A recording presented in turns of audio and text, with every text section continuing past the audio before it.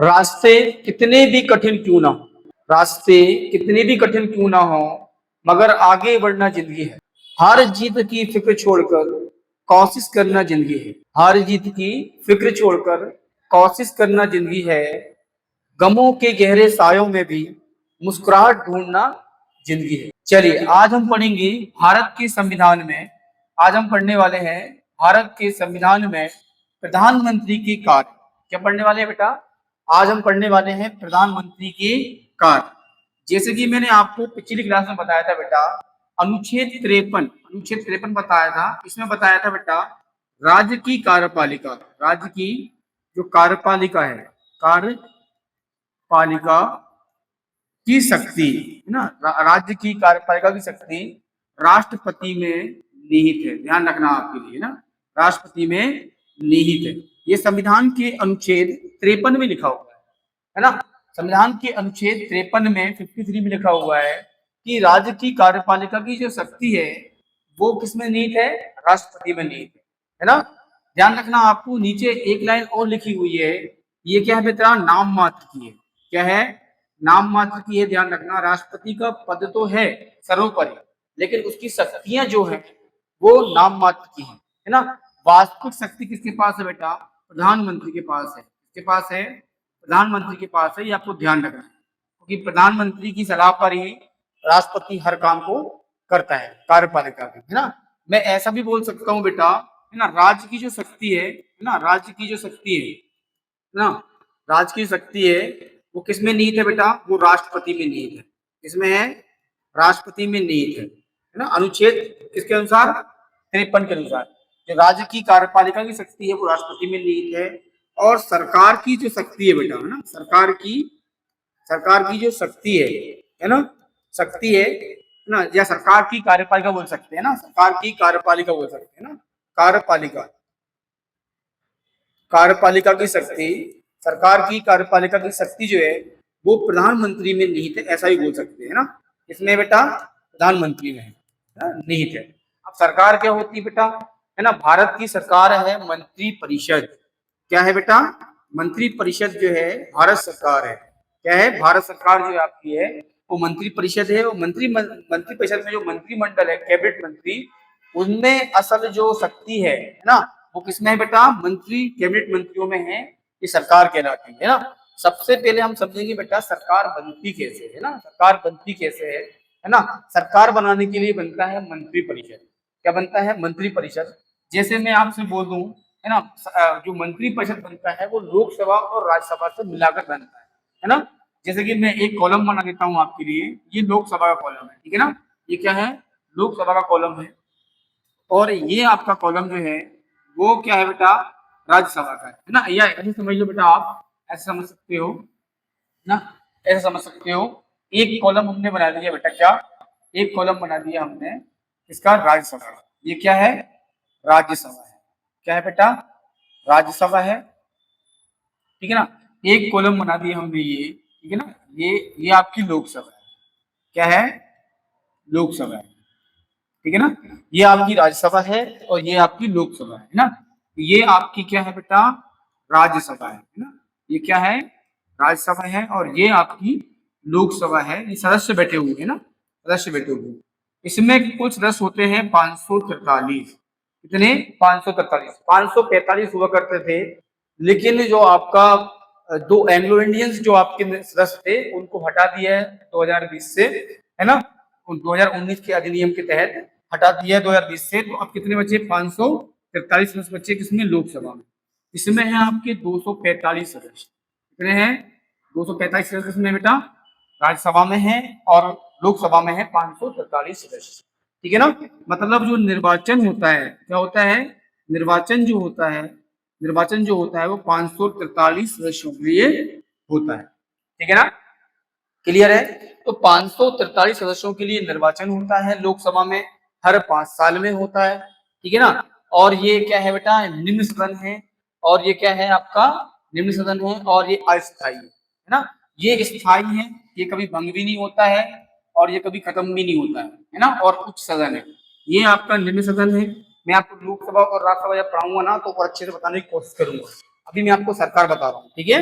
तो ये लोकसभा है, लोकसभा में 543 लोगों का जो है ना चुनाव होता है हर 5 साल, है ना। और इन 543 में जितनी भी आपकी राष्ट्रीय जो पार्टी है, जैसे भारतीय राष्ट्रीय कांग्रेस पार्टी हो गई, भाजपा हो गई, आम आदमी पार्टी हो गई, बहुजन समाज पार्टी हो गई, ये सभी जो है ना अपने अपने प्रत्याशियों को लड़ाती है चुनाव में। जो जीतता है वो डायरेक्ट कहाँ बैठता है, अपना लोकसभा में बैठता है, संसद में बैठता है। कहाँ बैठता है, संसद में, है ना। ये कहलाते हैं सांसद, ठीक है ना।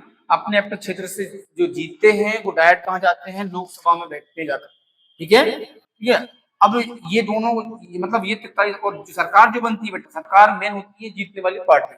सबसे ज्यादा जो बहुमत वाली पार्टी होगी ना, सबसे ज्यादा बहुमत वाली पार्टी होगी, बहुमत पार्टी होगी, वो बनेगी सरकार, ठीक है ना। अब बहुमत पार्टी के लिए चाहिए कितने बेटा, 50% बहुमत, मतलब कुल पार्टियों का लगभग 50% सीट जिस भी पार्टी ने जीती है उसकी सरकार बन जाएगी, ठीक है। यदि ऐसा नहीं होता है, ऐसा नहीं होता है कि किसी पार्टी के 50% सीटें नहीं जीती हैं टोटल ऑफ में से, है ना, तो क्या होता है, फिर ये होता है कि गठबंधन वाली, क्या क्या बेटा, गठबंधन वाली सरकार बनती है ना। क्या बनती है बेटा, गठबंधन वाली सरकार बनती है, ये आपको समझ में आना चाहिए ना। क्या बेटा, कुल मिला के ये है कि 543 लोगों का जो है ना चुनाव होता है हर 5 साल में लोकसभा के लिए, है ना, जिनमें से अलग अलग अपनी अपनी पार्टियां अपने प्रत्याशियों को खड़ा करती हैं और जीतने के बाद वो लोग सांसद बन जाते हैं, है ना। क्लियर है। अब जो पार्टी के सबसे ज्यादा जो सीटें आएंगी, है ना, और यदि उनमें से मान लो 50% सीटें पूरी एक पार्टी की आ गई, जैसे भाजपा की हुई या कांग्रेस की, जो भी है, एग्जाम्पल बता रहा हूँ मैं आपको ना, तो वो पार्टी जो है डायरेक्ट अपनी सरकार बना लेगी, डायरेक्ट सरकार बना लेगी, है ना। और यदि 50% सीटें नहीं आती हैं तो गठबंधन में सरकार बनती है। क्लियर है, समझा है। यदि इसका हम 50% देखें तो लगभग लगभग 272 सीटें हो रही है। इतनी, यदि किसी पार्टी ने 272 सीटें लेके आ जाता है 543 में से, तो सरकार उसकी बन जाती है।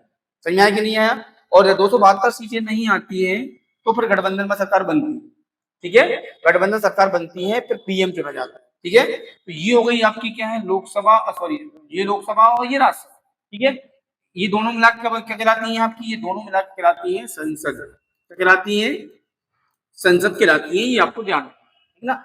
अब इसी संसद में से बनता है मंत्री परिषद, क्या बनता है, मंत्री परिषद बनता है इसी संसद में, है ना।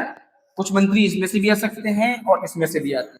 क्लियर है, मतलब लोकसभा से भी प्रधानमंत्री चुन सकता है मंत्री, और राज्यसभा से भी चुन सकता है।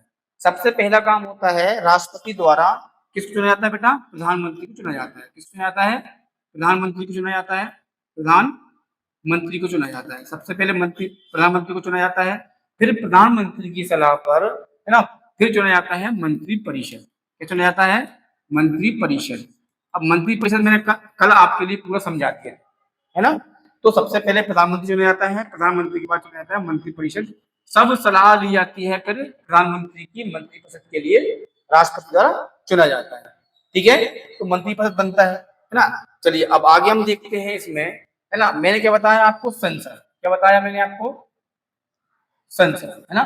संसद में क्या होता है बेटा, संसद में आपके, संसद पहले आप देखेंगे, संसद क्या है बेटा, सबसे पहले बताया मैंने आपको संसद, क्या बताया, संसद बताया, है ना। संसद में मैंने बताया था 2 कॉलम है आपके, एक कॉलम किसका हो जाएगा, लोकसभा का, और एक कॉलम हो जाएगा आपका राज्यसभा। ये राज्यसभा है और ये लोकसभा है, ठीक है ना। अब जिसके भी सबसे ज्यादा बहुमत आए हैं वो बनाएगी सरकार, है ना। तो राष्ट्रपति द्वारा सबसे पहले तो चुना जाता है प्रधानमंत्री, क्या चुना जाता है, प्रधानमंत्री। प्रधानमंत्री की सलाह पर चुना जाता है मंत्री परिषद, क्या चुना जाता है बेटा, मंत्री परिषद चुना जाता है, ये ध्यान रखना, ठीक है। क्या चुना जाता है, मंत्री परिषद। तो मंत्री परिषद चुना जाएगा सबसे पहले, है ना। क्या चुना जाएगा, मंत्री परिषद चुना जाएगा, ये मंत्री परिषद चुन लिया तुमने, ठीक है। ये क्या हुआ आपका मंत्री परिषद, ठीक है। अब मंत्री परिषद में मंत्री लोकसभा से भी आते हैं और राज्यसभा से भी आते हैं, ठीक है। कहां से आते हैं, लोकसभा से भी आते हैं और राज्यसभा से। अब प्रधानमंत्री के विवेक पर निर्भर करता है कि राज्यसभा से कितने मंत्री उठाना है और लोकसभा से कितने मंत्री उठाना है ना। सबसे ऊपर जो होता है, सबसे टॉप लेवल का वो होता है कैबिनेट मंत्री। क्या होता है, कैबिनेट मंत्री होता है ना। ये किसी ना किसी विभाग का अध्यक्ष होता है ना। उस विभाग का पूरे देश में कार्य देखता है, जैसे कृषि, है ना, वन, पर्यावरण, स्वास्थ्य, कानून, ये क्या है, विभाग है, रेल, है ना। किसी भी एक विभाग का एक मंत्री होता है, वो कहलाता है कैबिनेट मंत्री कहलाता है ना। कैबिनेट मंत्री के लिए, है ना, काम सहायता करने के लिए क्या चुना जाता है बेटा, राज्य मंत्री चुना जाता है। क्या चुना जाता है, राज्य मंत्री, ठीक है ना। ये आपका बीच का स्तर क्या हो जाएगा, राज्य मंत्री हो जाएगा। राज्य मंत्री की सहायता के लिए उप मंत्री चुना जाता है। क्या चुना जाता है बेटा, उप मंत्री चुना जाता है। ये पूरा मिला कहलाता है मंत्री परिषद, कहलाता है मंत्री परिषद। मतलब मंत्री परिषद में 3 प्रकार के मंत्री होते हैं, ठीक है ना।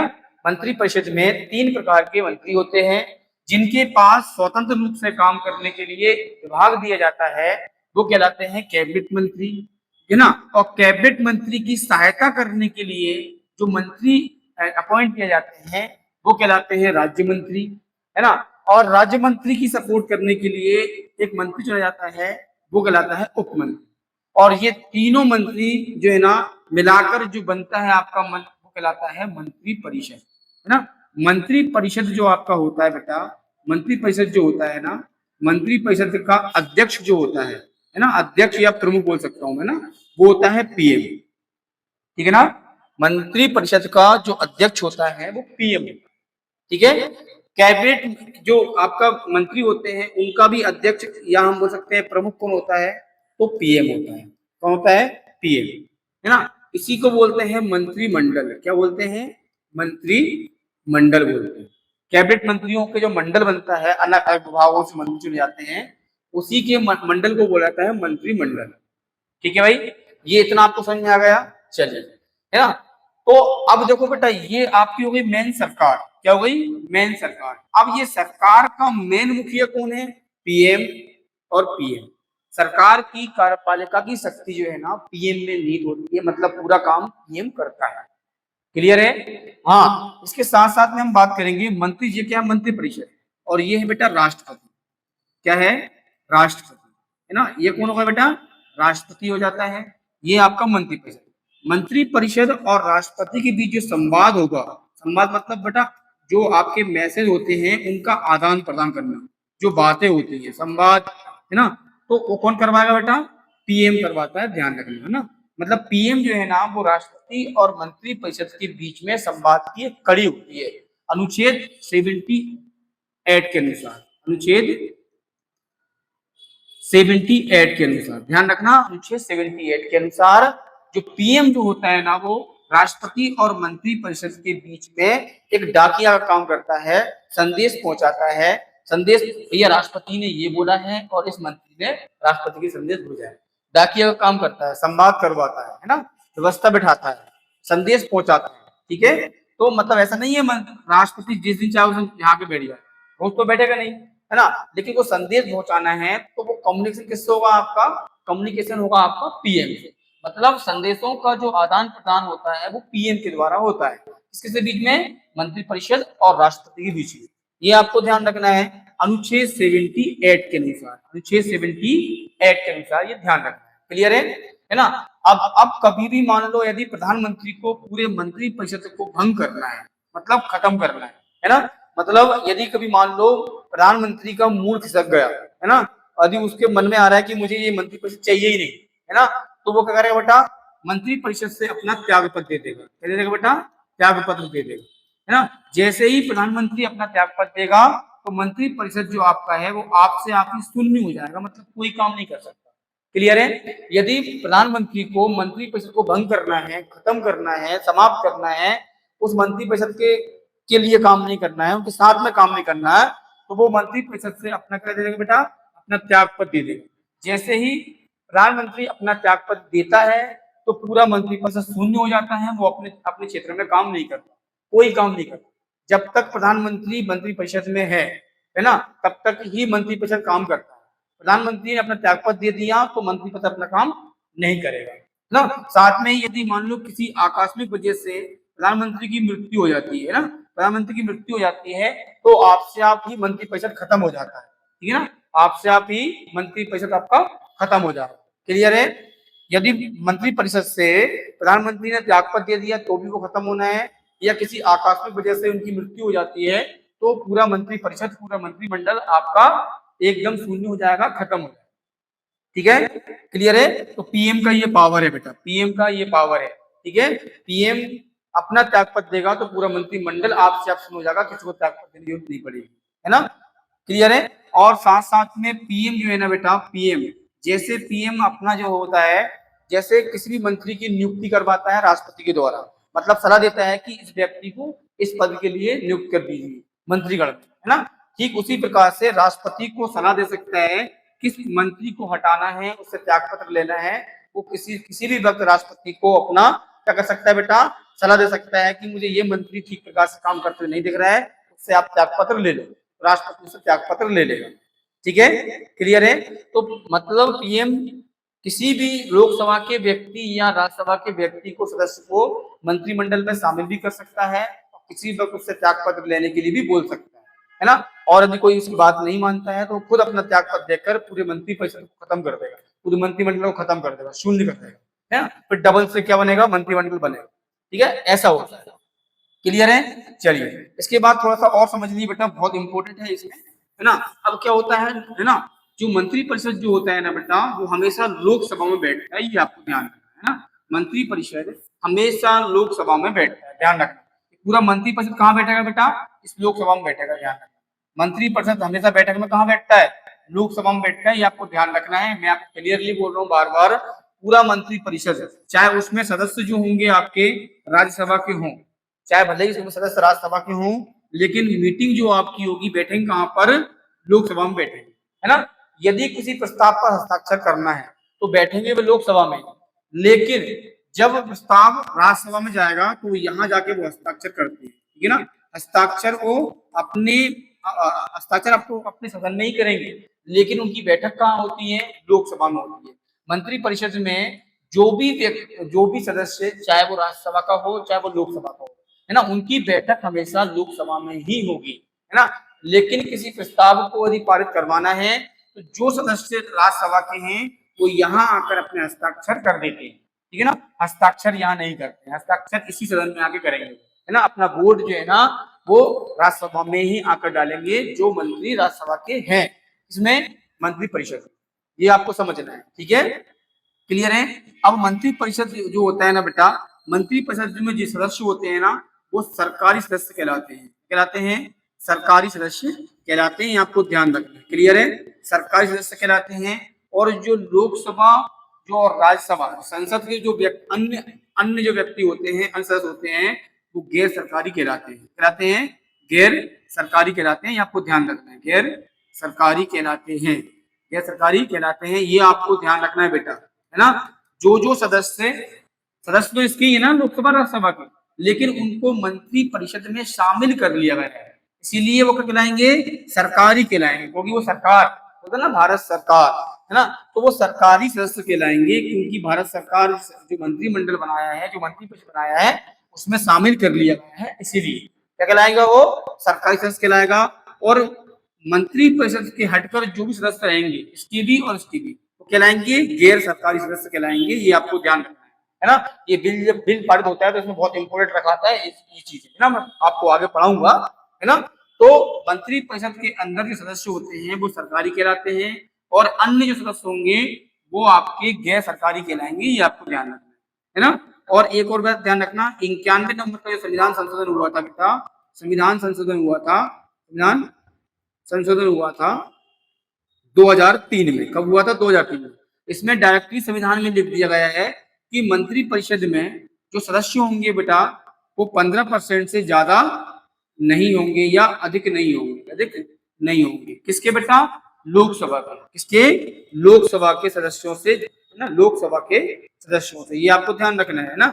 जैसे मान लो लोकसभा में 543 सदस्य हैं, कितने हैं, 543 सदस्य हैं, तो ये 543 का 15% तक, कितना, 15% तक मंत्रिपरिषद बन सकता है ना। 15% से अधिक मंत्रिपरिषद में शामिल नहीं किया जाएगा, ये समझ लो आप। ये 51वें संविधान संशोधन 2003 के अनुसार ऐसा निर्धारित किया गया संविधान में कि लोकसभा की कुल सीटें कितनी है बेटा, 543, कितनी है, 543, है ना। 543 का 15% जो हिस्सा है, इतने सदस्य जो है अपने मंत्रिपरिषद में शामिल कर सकते हैं, है ना। 15% से अधिक सदस्य शामिल इसमें नहीं है, क्लियर है? ये आपका पूरा क्या हो गया, मंत्री परिषद हो गया, है ना? क्लियर है? चलिए अब एक बात और सुनेंगे आप इसमें, है ना, एक बात और सुनेंगे आप इसमें, क्या सुनेंगे बेटा इसमें? प्रधानमंत्री क्या करता है बेटा? प्रधानमंत्री करता है ना, लोकसभा का। प्रधानमंत्री किस पर काम करेगा, है ना? राज्यसभा तो आपके मंत्री परिषद तक सीमित है, इसके बाद राज्यसभा से कोई मतलब नहीं है। अब मतलब किससे है बेटा? लोकसभा से। इससे मतलब है लोकसभा से मतलब। क्लियर है? लोकसभा से मतलब है, क्योंकि जो प्रधानमंत्री होता है ना बेटा, वो मेनली लोकसभा का सरकार होती है और लोकसभा में होता है, ठीक है ना?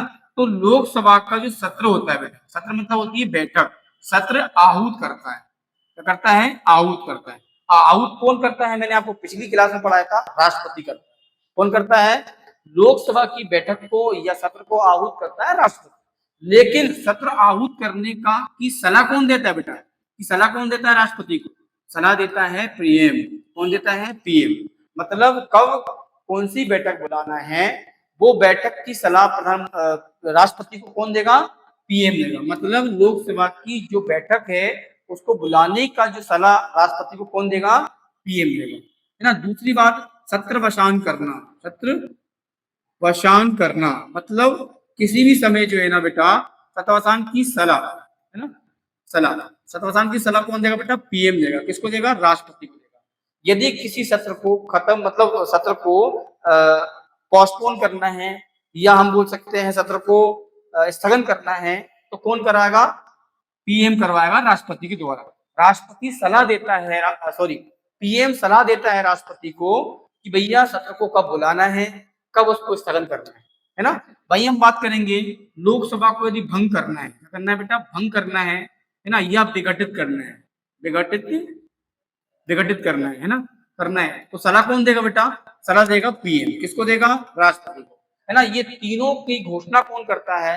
राष्ट्रपति करता है। आहूत करने की घोषणा भी राष्ट्रपति करेगा, है ना? सत्रवसान करने की मतलब स्थगन करने की घोषणा राष्ट्रपति करेगा, और भंग करना या विघटित करने का भी घोषणा कौन करेगा? राष्ट्रपति करेगा। लेकिन सलाह किसकी रहेगी? पीएम की सलाह रहेगी। तीनों में सलाह किसकी रहेगी?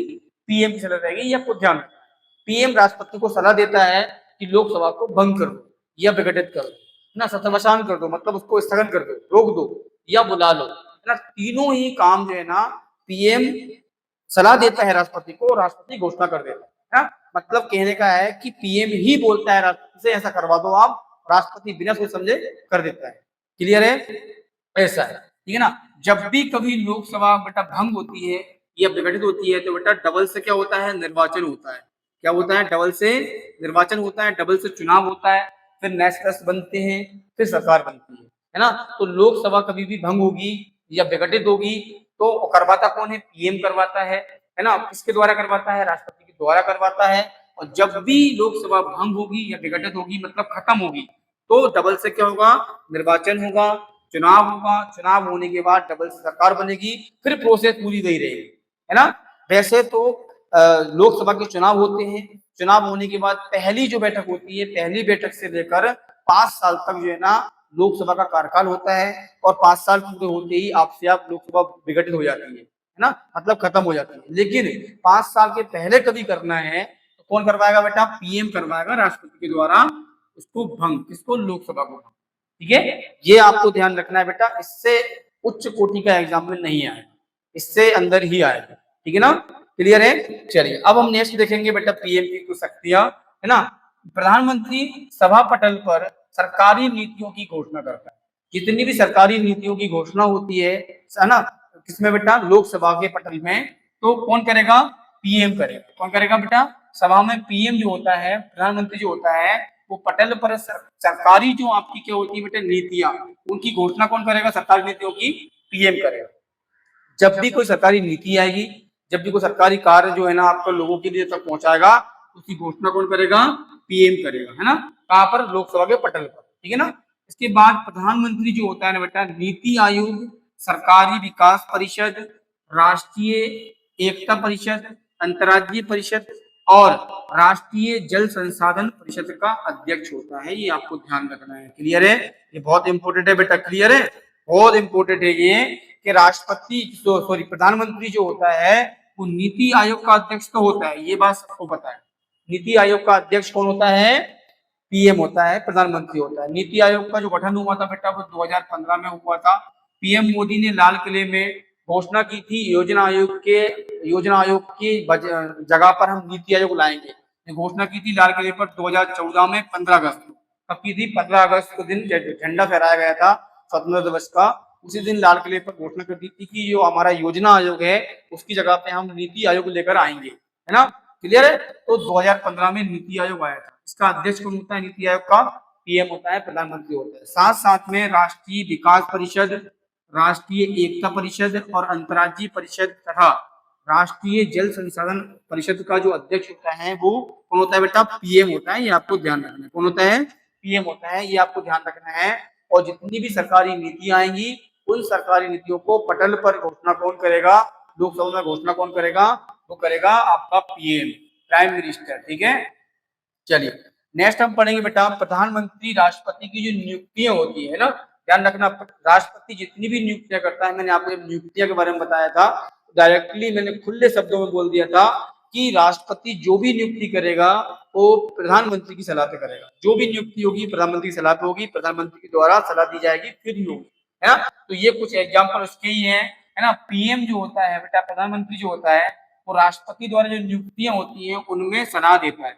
जैसे मैंने 2-3 एग्जाम्पल लेके आया हूँ, है ना। बहुत सारे मैंने पढ़ा दिए नियुक्ति संबंधित, मैंने क्लास एक पूरी ली है ना। और उस क्लास को यूट्यूब पर भी मैंने अपलोड कर दी है, यदि आप नहीं देखी तो मैं जाकर देख सकते हैं। ठीक है, और मैंने आपको ये एग्जाम्पल दिए हैं। भारत का नियंत्रक एवं महालेखा परीक्षक, है ना। यदि कैग की जो है, कैग की यदि नियुक्ति होगी प्रधानमंत्री सलाह देगा राष्ट्रपति को, फिर राष्ट्रपति कैग की नियुक्ति करेगा, है ना। राष्ट्रपति सिर्फ नियुक्ति करता है, शपथ दिलाता है, बाकी सलाह और बाकी जो निर्देश देता है वो पीएम देता है राष्ट्रपति को। तो भारत का नियंत्रक एवं महालेखा परीक्षक होता है, उसकी नियुक्ति में सलाह कौन देता है? पीएम देता है। संघ लोक सेवा आयोग के अध्यक्ष और उसके अन्य सदस्य जो होते हैं ना, उनकी नियुक्ति भी प्रधानमंत्री करवाता है राष्ट्रपति से, है ना। भारत का महान्यायवादी, चुनाव आयुक्त जो होते हैं आपके, और वित्त आयोग के अध्यक्ष और अन्य सदस्य, इन सब की नियुक्ति जो है ना राष्ट्रपति के द्वारा की जाती है ना। लेकिन राष्ट्रपति को सलाह कौन देता है, निर्देश कौन देता है? वो देता है आपका कौन? पीएम देता है। ठीक है ना, एक बार और समझ लो, राष्ट्रपति की जितनी भी नियुक्तियां हैं वो राष्ट्रपति करता नियुक्ति है, शपथ राष्ट्रपति दिलाता है, लेकिन उन सभी में जो भागीदारी होती है, मेन जो पावर होता है वो प्रधानमंत्री का होता है। प्रधानमंत्री राष्ट्रपति से वो काम करवाता है।